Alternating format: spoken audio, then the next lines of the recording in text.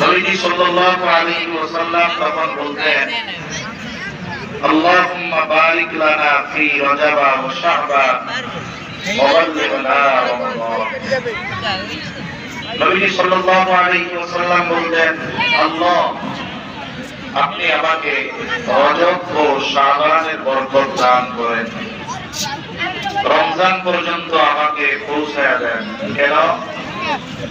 রমজান মাস হলো বছরের সর্বশ্রেষ্ঠ মাস। রাসূল আকরাম সাল্লাল্লাহু আলাইহি ওয়াসাল্লাম রজব মাস শুরু হলেই এই দোয়া করতেন, সাথে সাথে শাবান মাসে রমজানের জন্য পূর্ণ প্রস্তুতি নবীজি নিতেন। আজকে শাবান মাসের 14 তারিখ। কয় তারিখ? সন্ধ্যায় সূর্যাস্ত থেকেই নতুন তারিখ শুরু, 14 তারিখ।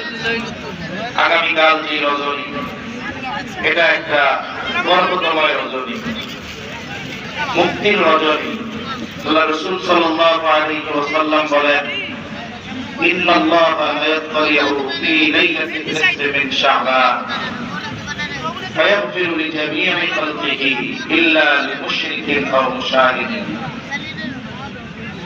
রাসূলুল্লাহ সাল্লাল্লাহু আলাইহি ওয়াসাল্লাম বলেন, আল্লাহ সুবহানাহু ওয়া তাআলা শাবানের এই মধ্য রজনীতে সৃষ্টির দিকে বিশেষ নজর দেন।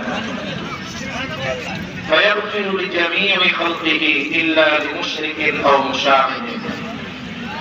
নবীজি বলেন, আল্লাহ সুবহানাহু ওয়া তাআলা সবাইকে ক্ষমা করে দেন, শুধুমাত্র মুশরিক যে শিরক করে সে ও অন্তরে যার বিদ্বেষে ভরপুর, এই মুশরিক আর বিদ্বেষ পোষণকারী ব্যতীত সকলকে আল্লাহ তাআলা মাফ করে দেন।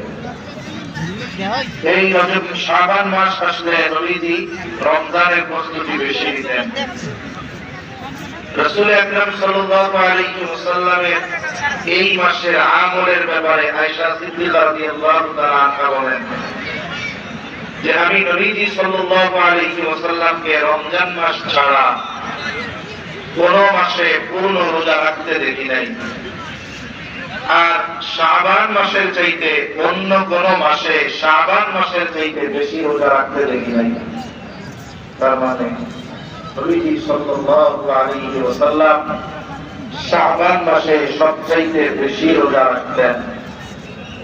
নবীজি সাল্লাল্লাহু আলাইহি ওয়াসাল্লামকে এই শাবানের রোজার ব্যাপারে জিজ্ঞাসা করা যখন হয়েছে, এক সাহাবী জিজ্ঞাসা করছে, রাসূল আকরাম সাল্লাল্লাহু আলাইহি ওয়াসাল্লাম তখন বলেছেন, শাবান মাসটা হলো রজব ও রমজান এই দুই মাসের মধ্যবর্তী মাস।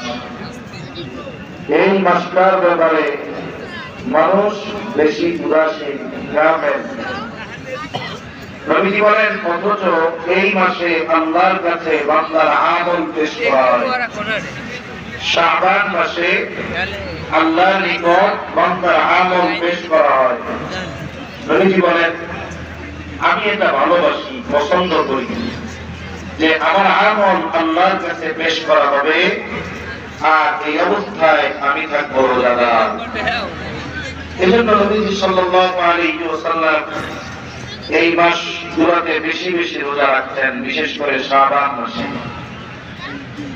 নবীজি সাল্লাল্লাহু আলাইহি ওয়াসাল্লাম আমাদেরকে আরো জানিয়ে দিয়েছেন, আহসু ফিলালা শাবান লিরমাদান, যে তোমরা রমজানের জন্য শাবানের রোজা রাখো, রমজানের জন্য শাবানের চাঁদ গণনা